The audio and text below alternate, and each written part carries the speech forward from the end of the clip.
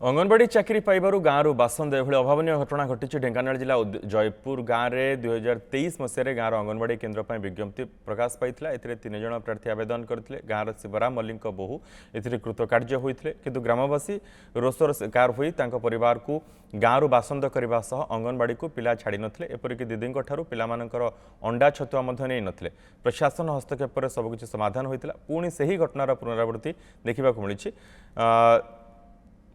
आलोचना करी 5 लाख टंका शिवराम को मागी अभियोग करिसेंती जदि टंका देबे तेबे देश सहित चलिबे नचेत बासंद रहिबे गोटे परिवार को दुकान कथबार्ता निया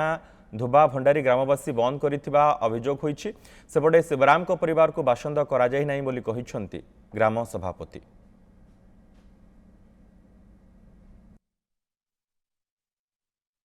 हमको दुकान बारी धोबा बारिका बंद करी लोक पाटी फिटऊ ना आउ गाँ लोक डाकिनी विजय मुंडा आउ टंका 5 लाख मागुची ताको गाँव में मिसेबू ना मिसेबू नहीं बिल बारी बंद पानी मड़ेब नहीं गाड़ी फाड़ी छेकबू। मोर बहु अंगनवाड़ी रही से कथा फाइनाल आगुरी होता तापरे एबे से घटना को लेकिरी आमको निया पानी धोबा बारिक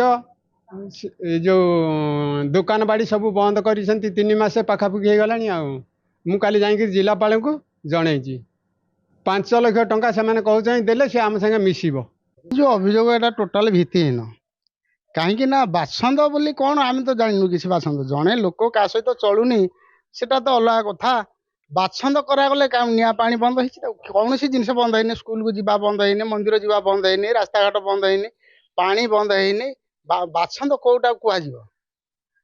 जड़े जनक सहित कौन व्यक्तिगत कारण जो कथबार्ता कलानी से बासंद कह